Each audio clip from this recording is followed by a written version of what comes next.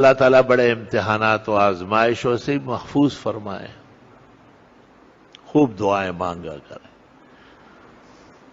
یونس علیہ السلام دریا میں مچھلی کے پیٹ میں اندھیرے در اندھیرے میں دعا کرتے ہیں لا الہ الا انت سبحانک، خدا تو ہی بچانے والا ہے. انی کنت من الظالمین، مجھ سے تو کچھ زیادتی ہو گئی. فاستجبنا لہ، ہم نے اس کی دعا قبول کی. ونجیناہ من الغم، اور اس غم سے بچایا. وکذالک ننجی المؤمنین، اس طرح ہم مومنوں کو بھی بچائیں گے. مفسرین کہتے ہیں حضرت کا کلمہ ہے اور قوم نے بھی پناہ مانگی اللہ کے عذاب سے، وہ بھی بچ گئے. الا قوم یونس، اور ان کی تعداد 100 لاکھ تھی.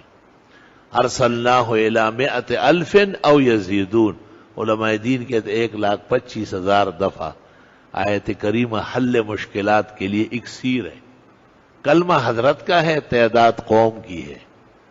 ایک مجرب عمل ہے مشاہد، کہ بڑے بڑے پہاڑ گر جاتے ہیں اور بڑے بڑے سوراخ بند ہو جاتے ہیں، لا علاج بیماریاں چھٹ جاتی ہے.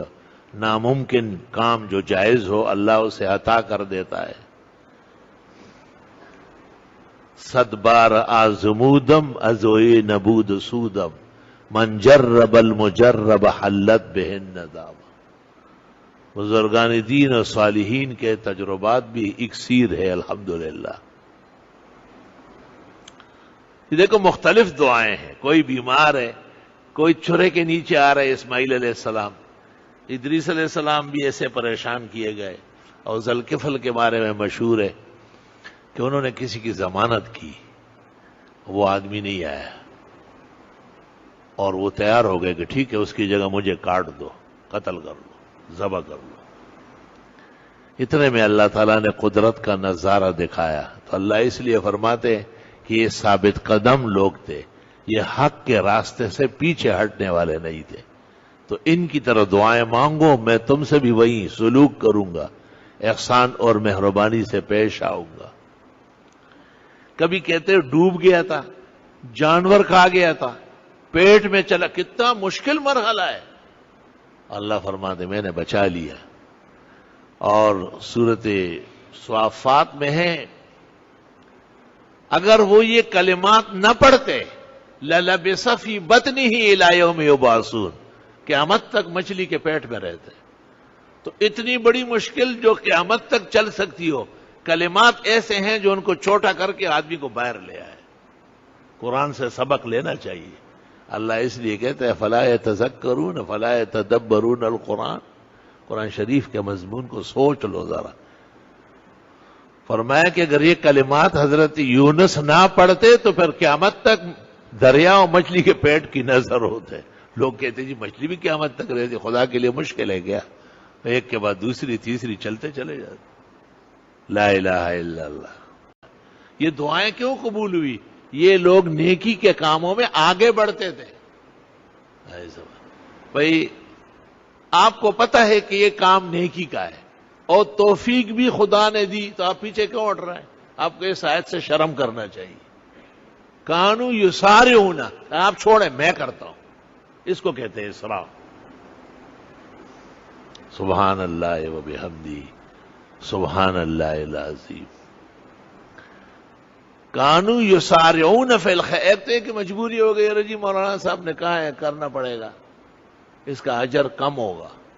ایک یہ کہ ایک موقع اللہ نے دیا ہے، اللہ کا لاکھ لاکھ شکر ہے کہ میں یہ کام کر سکتا ہوں. مومن نیکیوں کے لیے سرگرم رہتا ہے.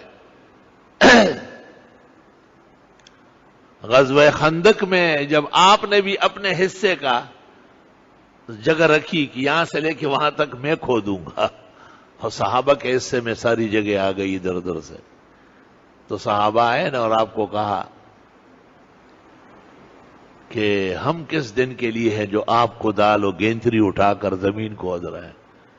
آپ نے فرمایا اگر خندق کھودنے کے لیے طاقت چاہیے تو میں تم سے طاقتور ہوں، اور اگر اجر چاہیے تو میں تم سے زیادہ اجر کا محتاج ہوں. اللہم صلی وسلم علی النبی. کسی عمر میں بھی کوئی بوڑھا، کوئی پیر، کوئی مولوی، کوئی شیخ، سب کو اجر و ثواب کی ضرورت. حضرت عمر نے اپنے بیٹے عبداللہ کو ایک دفعہ وصیت کی کہ بیٹے قیامت کے دن اجر و ثواب کے ساتھ آنا، کہیں تیرا باپ عمر تیری وجہ سے شرمندہ نہ ہو جائے۔ تو ابو ایوب انصاری ان کے گھر مہمان تھے، دیواروں پر کوئی کپڑے وپڑے دیکھے کہ یہ کیا ہے، کہ یہ عورتیں لگاتی ہے، کہ تم کہاں رہتے ہو، کہ اس گھر میں، کہ عمر کا بیٹا ہو کر کے عورتوں سے دبے ہوئے ہو، میں تم سے بات کر رہا ہوں، تو عورتوں کا حوالہ دے رہا ہے۔ ابو ایوب نے تیار کھانا چھوڑا کہ السلام علیکم، روانہ ہو گئے۔ پیچھے پیچھے دوڑ رہے تھے، معافیا مانگ رہے تھے۔ تو کسی نے پوچھا اتنے خفگان کیوں ہیں؟ کہا ابو ایوب کی ناراضگی سے پتہ چل رہا ہے کہ میری نیکیاں کم ہو رہی، گھر والوں سے دبنے کا مرحلہ پیش آیا، اب تو بڑا فخر سمجھا جاتا ہے۔ اصل خاون وہ ہے جو گھر میں ہے، یہ تو عورت ہے جو خالی دفتر آتی جاتی ہے اور پیسے